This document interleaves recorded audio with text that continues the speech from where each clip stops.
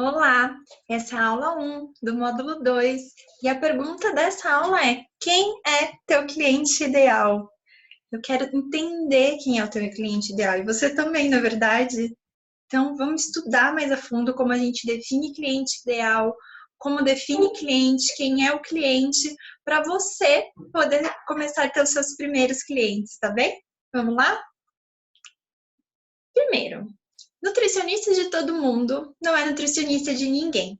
Isso daqui não é uma bronca, não, tá, gente? Mas eu gostaria que vocês, pouco a pouco, quem ainda não definiu um nicho único de mercado, que pense no nutricionista que atende criança, atende adulto, atende idoso, que atende escola, atende consultório. No fim das contas, ela não consegue se especializar em nada. E, ao mesmo tempo, ela não é lembrada por nenhuma dessas áreas, não é? Porque sendo tão multi, fazendo tantas coisas, a gente não consegue se destacar em algo específico. Então, eu gostaria que você pensasse que com o tempo, caso você ainda não tenha definido bem o teu público, que com o tempo isso é necessário para você poder se destacar profissionalmente, tá certo? Por isso, a gente precisa definir nicho de mercado. E definir nicho de mercado, primeiro, o que é nicho de mercado? O mercado aqui, entenda a população que você vai atingir, com quem você vai atuar. Então, quem é essa população? E aí, para a gente poder escolher em que área a gente vai atuar, se vai atuar com criança, em escola, se vai atuar com criança na clínica, em que local eu vou trabalhar, a gente precisa parar e se fazer uma pergunta. Primeiro, tudo bem, decidi que eu vou trabalhar com crianças em consultório. Essas crianças precisam de você? Essa é a primeira pergunta que você tem que fazer. Na tua região, existem crianças que precisam de você no consultório? Porque se não existir, você, consequentemente, não vai ter trabalho, certo? Não vai ter cliente nessa região. Segundo, você gosta de trabalhar com esse nicho que você está escolhendo, com esse cliente que você está escolhendo, Ou não? Você gosta de crianças? Você gosta dos pais das crianças? Ah, não, Carol, não suporto lidar com pais, assim, o mínimo necessário eu quero ter contato com eles. Então, será que é realmente no consultório que você tem que atuar? Ou será, mas Carol, eu adoro lidar com dona de escola. Nossa, converso super bem, gosto de falar de empreendedorismo, E lá eu não tenho tanto contato assim com os pais. Talvez esse seja o caminho. Ele pode pagar seus serviços? Essa é a terceira pergunta. Porque tudo bem, pode ser que esse mercado precise de você, pode ser que ele goste de você, E você goste dele, mas quando você vai ver, ele não tem como pagar pelos seus serviços. A gente precisa de um mix, tá bom? Dessas três coisas para definir nicho de mercado. Nicho de mercado, realmente, é bem comum que a gente tenha no início um nicho maior, porque a gente vai fazendo testes, É comum a gente ter um nutricionista que atua no consultório, mas que também atua na escola, que às vezes presta uma assessoria num restaurante. O importante é que a gente tenha uma visão de futuro. Então, por quanto tempo eu vou ficar com todas essas atividades? Até para poder me especializar, me aprofundar, dar o meu melhor naquele local. Ah, eu defini que eu quero como meu nicho de mercado trabalhar com crianças no consultório. Então, tudo bem. Se hoje eu tenho outras atividades, por quanto tempo eu vou ficar com elas? Qual é o meu prazo, Você estabeleça um prazo. Se hoje você tem 2, 3 empregos diferentes, por quanto tempo você vai ficar com esses 2, 3 empregos? Então, é por um ano? Porque quando a gente dá um prazo, a gente tem um número, eu consigo definir quais são as ações que eu vou tomar para quando chegar no fim daquele um ano, daquele prazo que eu determinei, eu conseguir atingir aquele objetivo. Senão eu fico naquela, não, um dia eu vou ser só nutricionista infantil, um dia eu vou ser só nutricionista escolar. E no fim eu não chego nesse momento porque eu não estou planejando, tá? Tá só no campo das ideias, eu não estou dando prazo, E às vezes eu não estou nem olhando nicho, estou fazendo o que aparece. Ah, apareceu uma consulta para um adulto, eu vou lá e faço. Ah, mas agora foi para uma criança, eu vou lá e faço. Ah, uma escola me chamou, eu vou lá e faço. Ah, um restaurante me chamou, eu vou lá e faço. tá? Às vezes é importante a gente assumir alguns serviços, eu sei, né? Porque tem uma questão financeira por trás, mas tudo bem. Então, o que eu vou fazer com esse valor que eu estou recebendo desse serviço extra para conseguir aplicar esse valor para focar no meu nicho de mercado? Vou investir em marketing para esse nicho, para fazer esse que eu tenho intenção de crescer, tá bom? Depois de definido o seu nicho de mercado, e eu estou imaginando que a maior parte dos alunos que estão aqui já tem na cabeça, né, que querem trabalhar com crianças em idade pré-escolar, talvez ainda não tenham decidido necessariamente se vão fazer apenas consultório, se vão fazer consultório escola, se vão fazer centro de recreação, mas que querem atuar, é claro, com educação alimentar com crianças. Mas pensa, onde é que eu vou investir a minha força agora? Em qual desses locais onde eu posso atuar com crianças eu vou investir as minhas forças, tá? E então, o que nós temos aqui, que eu trouxe como opção, nós temos o atendimento em consultório, tanto individual quanto em grupo, quando eu falo de educação alimentar. Eu posso, durante uma consulta, desenvolver atividades de educação alimentar com a criança, posso também desenvolver com a criança mais a família, mas eu também posso desenvolver com um grupo de crianças no meu consultório, né? Com aqueles pacientes, todos que eu tenho, montar um grupo. Outra vez, convidar pessoas novas para montar um grupo, né? Famílias novas que vão trazer essas crianças para a gente fazer um grupo de ano. Eu posso fazer atendimento a domicílio e também pode ser individual ou em grupo para fazer educação alimentar e nutricional. Você pode fazer atendimento dessa criança, dessa família, e durante esse atendimento fazer uma atividade, ou você pode ir exclusivamente para fazer isso, né? Eu já tive casos onde eu fui até a casa da pessoa simplesmente para brincar com a criança, que, em outras palavras, era fazer educação alimentar e nutricional com ela. Então, a gente propunha brincadeiras e atividades para ajudar essa criança a se aproximar do alimento. E a gente pode fazer com o grupo também, pode sugerir para as famílias juntarem os primos, juntarem os amigos, isso é possível. E o legal de fazer atendimento a domicílio é porque você acaba não tendo custo com a alocação de um espaço.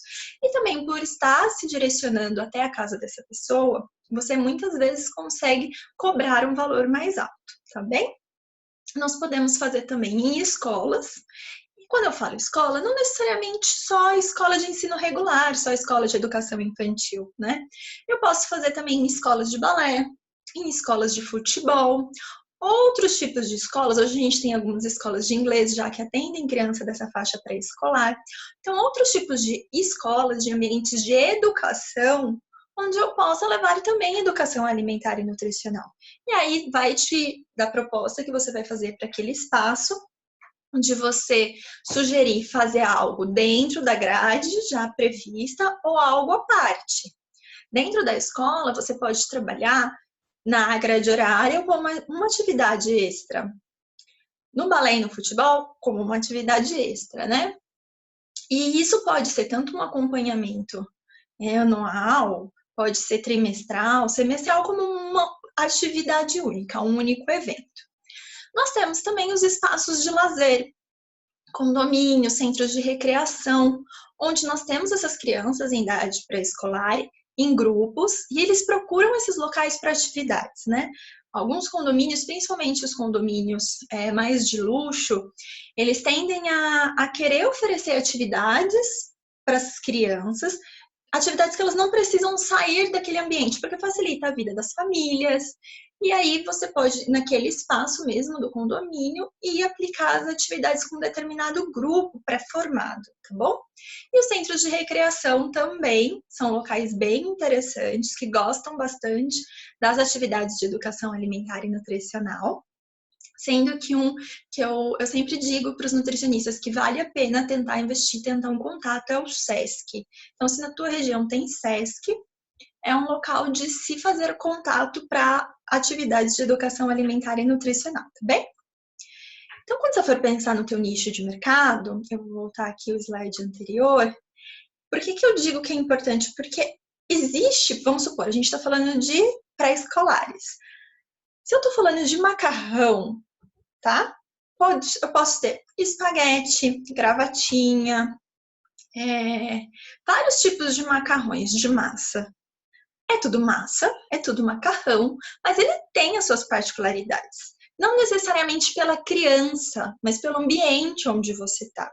Então, quando eu falo, defina o seu nicho de mercado, não é que eu estou falando assim, você parou aqui nesse curso e criança não é o que você está pensando. Não, não é isso. Eu estou dizendo que talvez você esteja pensando nessa criança em muitos ambientes. Enquanto mais ambientes você vai, então se você faz consultório, faz domicílio, faz escola, faz espaço de lazer, você vai ter que destinar energias diferentes para cada um desses espaços, porque eles vão te exigir uma aplicação diferente também, tá bom? Na escola a gente tem um caráter mais educacional, no centro de recreação lá é mais de lazer, no consultório ele é mais direcionado às questões específicas daquela criança ou daquele grupo, tá bom? É impossível, Carol? Nossa, não posso fazer tudo junto? Não dá para fazer? Dá para fazer sim, é possível. Mas eu diria para, a princípio, você focar em um ou no máximo dois. Porque aí a tua energia está destinada àquele nicho, você vai fazer isso bem, vai conseguir crescer nele.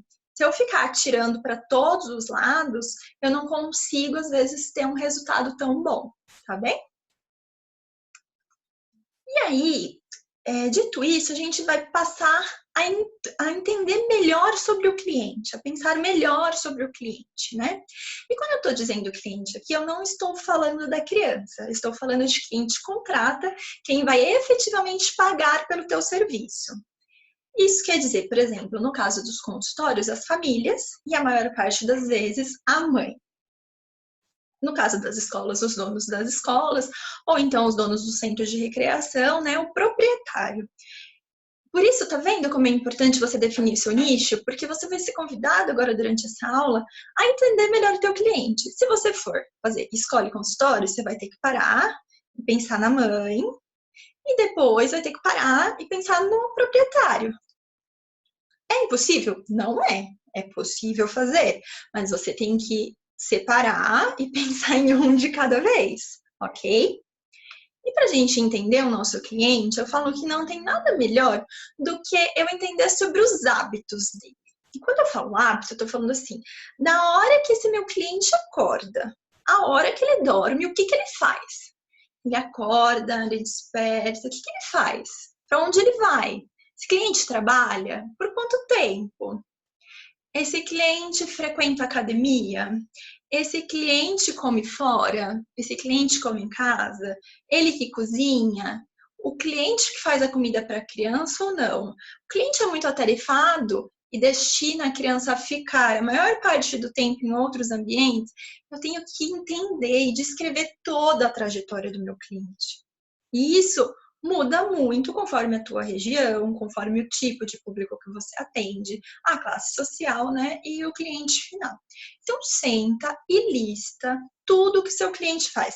Ai, Carol, mas nossa, eu vou ter que colocar aqui onde ele vai, pra quê? Senta e faz. Isso é importante, tá bom? Principalmente os hábitos rotineiros dele, os locais que ele frequenta, as coisas que ele gosta. Porque eu saber sobre o meu cliente me ajuda a vender melhor o meu serviço.